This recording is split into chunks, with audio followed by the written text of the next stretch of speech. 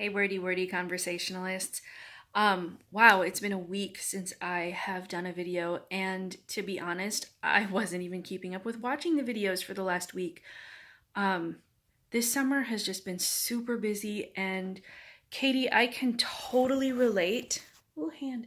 Totally relate to the need um, to just step away and take time to yourself. I kind of feel like I've done some of the same um, occasionally this summer where I've just like fallen off the face of the earth and not responded to anybody because I was just done, and my body would say, "Nope, we're not doing anything anymore."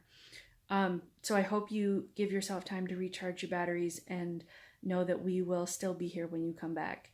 Um, I'm loving the little book shows that are happening, so I thought I would do the same thing. First, I also have A Wrinkle in Time. Oh, I like that it's backwards. That's fun. Um, anyway, I totally agree with you, Adam, that this was one of the first books that I read that made me feel smarter after I read it. Like I felt it was fiction, it was entertaining, but it was also like, oh my God, I know something more than I knew before I read.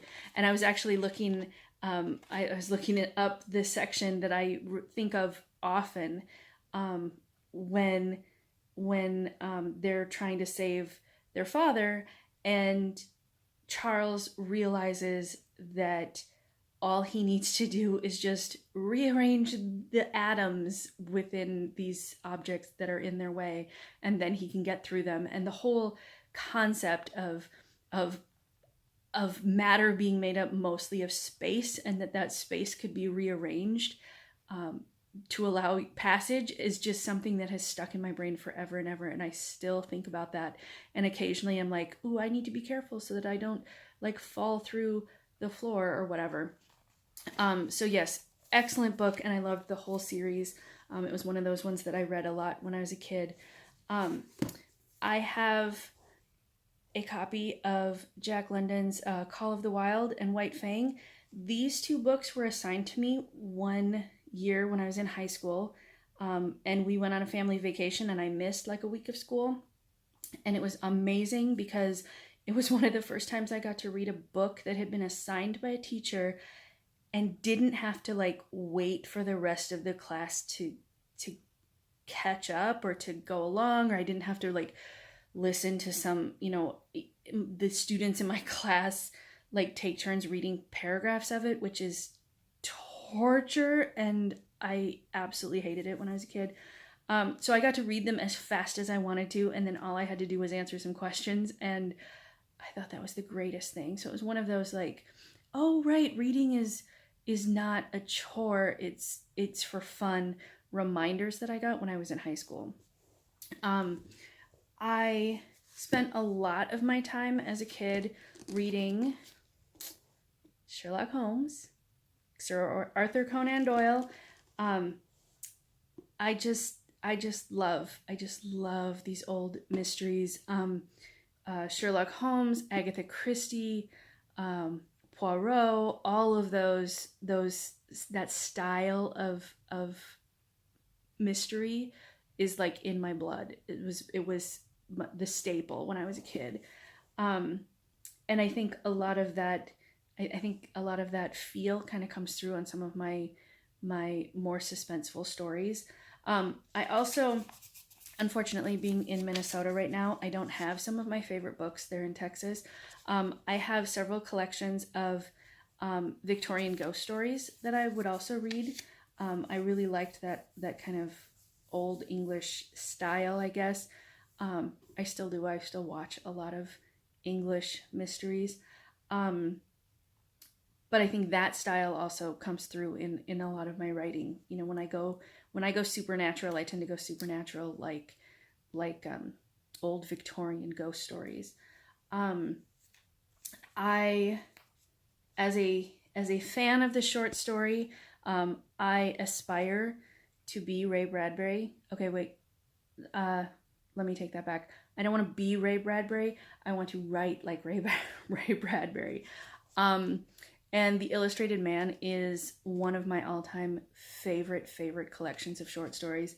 I love the short stories in them, and I love the way they're all put together in a cohesive way that to me at least made sense, in a way that a lot of anthologies don't have like that.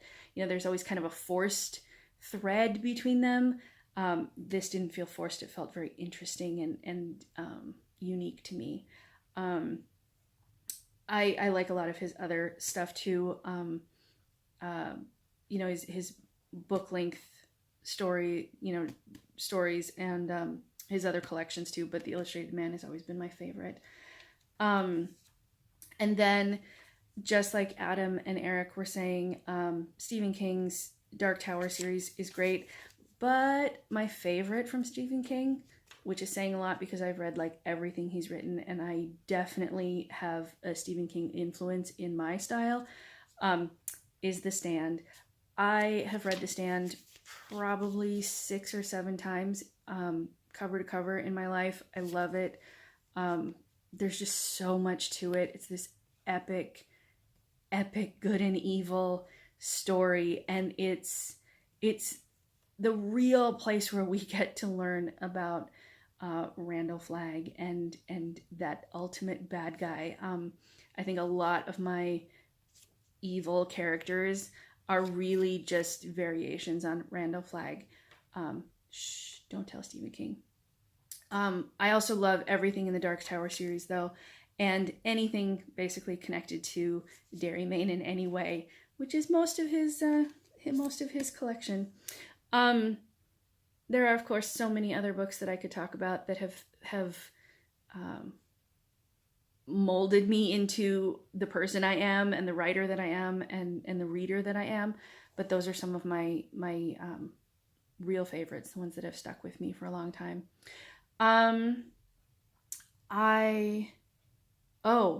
Eric, fears as a writer. Great question. I mean, I think everybody has, there are those fears of failure and all of that. Like, it's just kind of built into the job, I guess, or life in general. But specifically as a writer, I have this fear that I won't know if I'm doing a good job, or that I'll write things and people will say it's good and that they like it and it's worth sharing. But I have this always underlying fear that they're just being nice, they're just being polite, they just don't want to hurt my feelings, and that I don't know that I'll ever get past that. And so, when people give me critique, tell me things that need to be fixed, I love it, because I'm like, okay, that's good. I know that I'm not doing a good job.